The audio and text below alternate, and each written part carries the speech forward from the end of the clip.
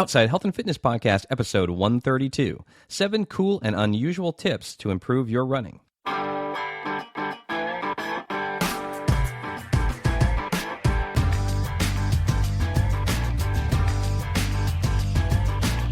Welcome to the Outside Health and Fitness Podcast. We're getting outside the box, outside our comfort zone, and outside and in shape. If you're bored with the same old fitness routine at the gym and you're ready to try something new, then this is the show for you. We're exploring new and fun ways to get fit on the trail, on the water, on the slopes, and outside.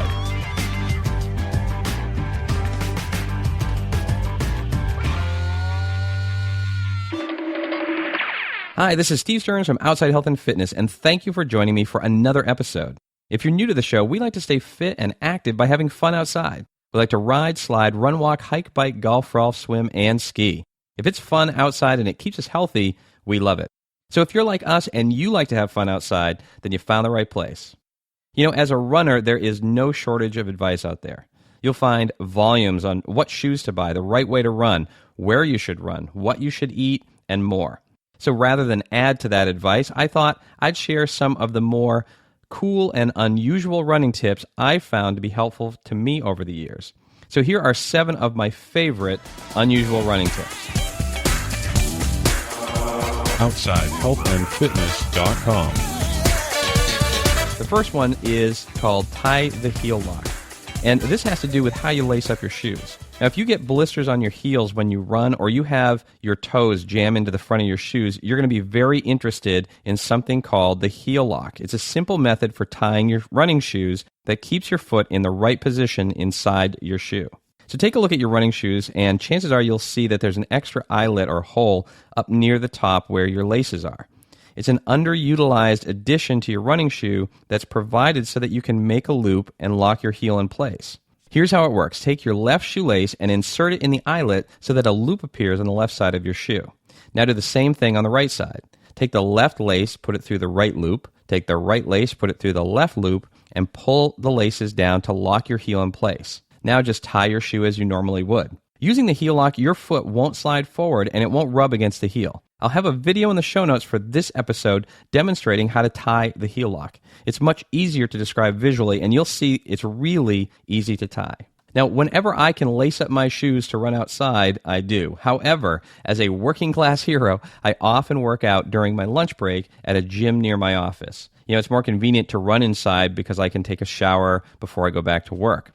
Now, the problem with running on a treadmill is it's a lot easier than running outside.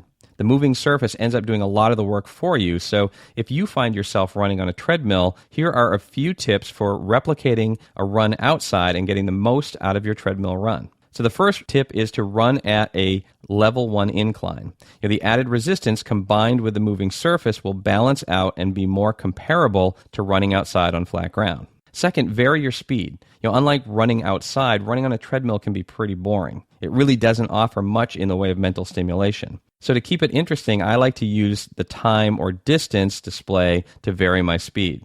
For example, you might run at your regular pace for a minute and then increase it by 2 for 30 seconds, down 1 for 30 seconds, and then back to your original pace. Or any pattern like that that just provides a little mental work and keeps your body from settling in.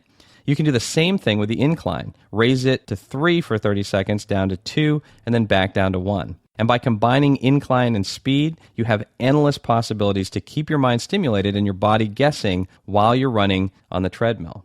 Now, finally, if you're working to increase your endurance or distance, count backwards to stay motivated. For example, if you normally run for 30 minutes and you're working to increase your time to 35 minutes, at the 30-minute mark, tell yourself, I've only got 4 minutes and change left.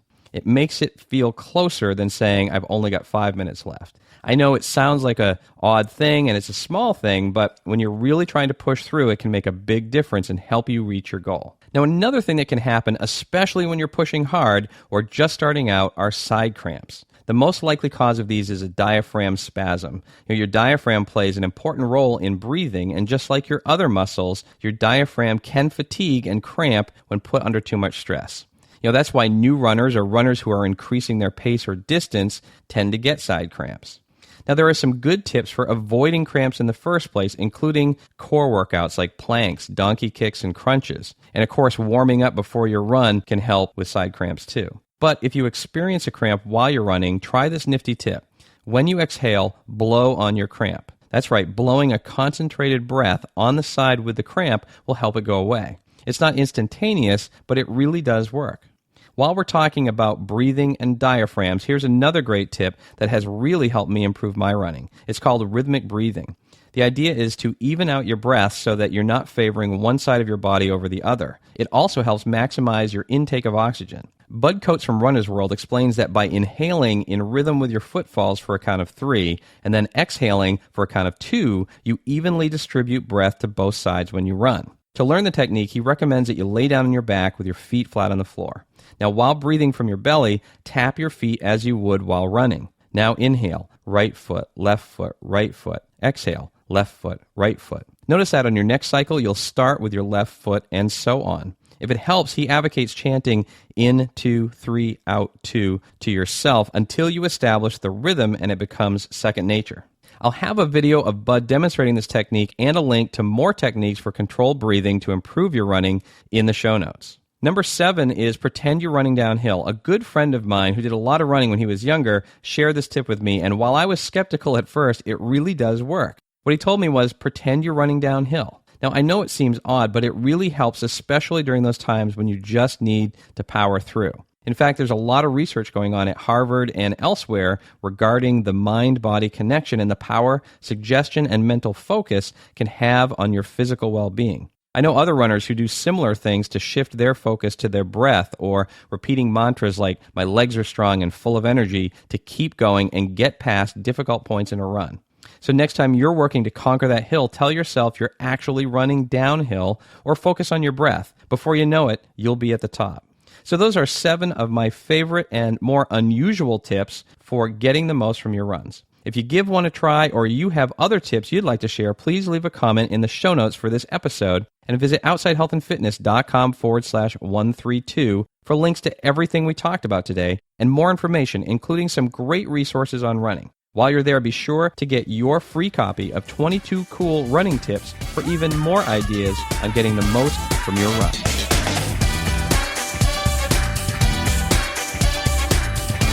Well, that wraps up another episode of the Outside Health and Fitness Podcast. I hope you got something of value from the show today that helps you get outside and in shape. For more on taking your health and fitness outside, visit outsidehealthandfitness.com and subscribe to the show. Until next time, I'll see you outside.